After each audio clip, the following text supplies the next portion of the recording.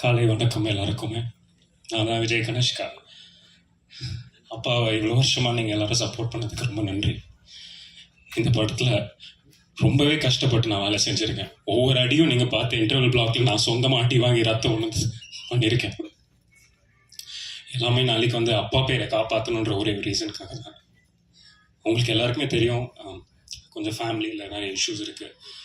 But எங்கள் directors Ravikumar சார்னால தான் இன்றைக்கி நான் இங்கே ஹீரோ அறிமுகமாக இருக்கேன். உங்கள் வீட்டு பையனாக நினச்சி என்னை சப்போர்ட் பண்ணுங்க. அப்பா இந்த மாதிரி நான் பார்த்ததே இல்லை. ரொம்பவே ஒரு தைரியமான ஒரு ஆள். என்னுடைய directors mister Suryakanthan, mister Karthikeyan கூப்பிடணும்னு ஆசைப்படுறேன், ப்ளீஸ். இந்த நேரத்தில் வந்து இந்த படத்தை ப்ரொடியூஸ் பண்ணியிருக்கிற டைரக்டர் கேஎஸ் ரவிக்குமார் அவர்களுக்கு நானும் என் குடும்பமும் ரொம்ப நன்றி கடன் பட்டிருக்கோம். ஏன்னா கிட்டத்தட்ட என் பையன் 6 வருஷம் வாய்ப்பு கேட்டு பல கம்பெனிக்கு போயிருக்கான்.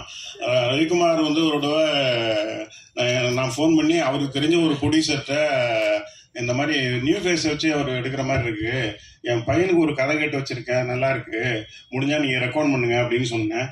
அவர் வந்து ஒரு 2 நாள் கழிச்சு எனக்கு ஃபோன் பண்ணார். இல்லை சார், அந்த ப்ரொடியூசர் இப்போ படம் எடுக்கலையாம், நானே 2 படம் எடுக்கிறேன். கூகுள் குட்டப்பான்னு ஒரு படம், ஆண்ட்ராய்டு குஞ்சப்பன்னு ஒரு மலையாள படம் ரீமேக் ரைட்ஸ் வாங்கி வச்சுருக்கேன், அதை எடுக்கிறேன். இன்னொரு படம் எடுக்கிறேன். நான் உங்கள் இப்போ சொன்ன அந்த கதையை வேணால் அனுப்புங்க, நான் கேட்குறேன். நானும் இப்போ இன்னும் நல்லா இருந்ததுன்னா நான் எடுக்கிறேன், அந்த படத்தை நானே எடுக்கிறேன் சார் அப்படின்னாரு. நான் அந்த கதையை அனுப்பி வச்சேன். அவர் கேட்டார், அவருக்கும் கொஞ்சம் பிடிச்சிருந்தது.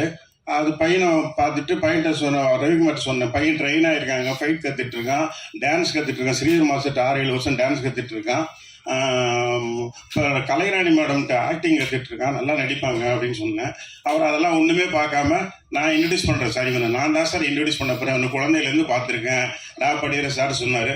அவருக்கு அதுக்கப்புறம் அந்த டைரக்டர் அந்த கதை கேட்டு ஓகே பண்ண அந்த டைரக்டர் பூஜைக்கு 3 நாளைக்கு முன்னாடி எனக்கு உடம்பு சரியில்லைன்ட்டு ஊருக்கு போயிட்டார். அந்த படம் ட்ராப் ஆகிடுச்சு. கடைசியில் என்ன பண்ணேன், ரொம்ப சென்டிமெண்ட்டாக நானும் ரொம்ப ஹர்ட் ஆகிட்டேன். ஐயோ, ஃபஸ்ட்டு படமே இப்படி ஆயிடுச்சு அப்படின்ட்டு. ஆனால் பட் ரவிக்குமார் ரொம்ப தைரியம் சொன்னார், சார் இந்த படத்தை நான் தான் சார் எடுக்கிறேன், இந்த டைரக்டர் போனால் போயிட்டு போட்டு வேறு டைரக்டர் வச்சு படம் பண்ணுவோம் சார், வேறு கதையை இது பண்ணுவோம், என் அசிஸ்டன்ட் 2 பேர் இதில் கூகுள் குட்டப்பால் டைரக்டர் ஆக்கியிருக்கேன், இந்த படத்துலேயும் 2 அசிஸ்டண்ட்டை டைரக்டர் ஆகிறேன் சார் சொல்லி இந்த மாதிரி சூரியகதிர் கார்த்திக் 2 பேர் நீங்கள் தான் டைரக்ட் பண்ணுறீங்க அப்படின்னு சொன்னார்.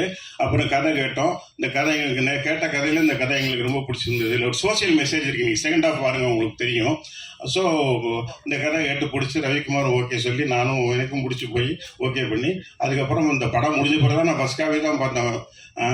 ரொம்ப நல்ல பையன், எனக்கு தெரிஞ்சு நல்லா பெர்ஃபார்ம் பண்ணியிருக்கான். நான் ஒரு ஃபாதராக இல்லாமல் ஒரு டைரக்டராக பார்க்கும்போது நல்லா பெர்ஃபார்ம் பண்ணியிருக்கான். எனக்கு எப்படி நான் படம் பண்ணும்போது என்னை பற்றி கான்ட்ரவர்சி அதிகமாக வராது.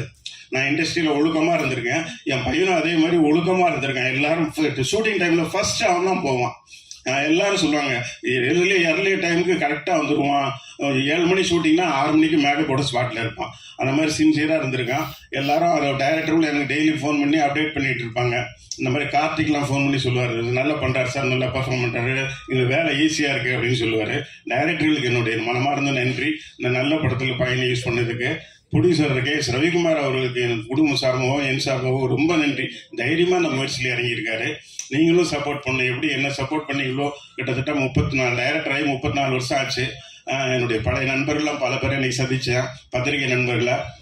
அவங்க பாராட்டினாங்க, பையன் நல்லா பண்ணியிருக்கேன் சார் அப்படின்ட்டு. ஸோ எனக்கு ரொம்ப, நான் என் படம் பண்ணும்போது உங்களுக்கு தெரியும், ரொம்ப கேஷுவலாக இருப்பேன். நான் அந்த மாதிரி டைரக்டர்ஸ் அசோசியேஷனில் 3 தடவை பிரசிடெண்ட்டாக இருந்தேன். எலெக்ஷனுக்கு போகும் கேஷுவலாக இருப்பேன். எதுக்காகவும் நான் வந்து பரீட்சை எழுதிட்டு நான் கவலையே படப்பட்டேன். நான் பாஸ் ஆயிரும்னு எனக்கு தெரியும். அது மாதிரி என் பையனும் அப்படி தான், பரீட்சைக்கு 2 நாளைக்கு முன்னாடி தான் படிப்பேன். நான் கவலையே பட்டதில்லை. பட் நல்ல மார்க் 95% மேலே மார்க் வாங்கிடுவான். 10th மேத்ஸ்லாம் centum வாங்கியிருந்தான். எனக்கு ரொம்ப பெருமையாக இருந்தது. இந்த படத்துலேயும் அவன் சென்டம் வாங்கணும்னு நான் ஆசைப்பட்டேன். பாப்பா வெயிட் அண்ட் சி. ரசிகர்கள் நீங்கள் எல்லாம் சப்போர்ட் பண்ணணும். ரொம்ப நன்றி.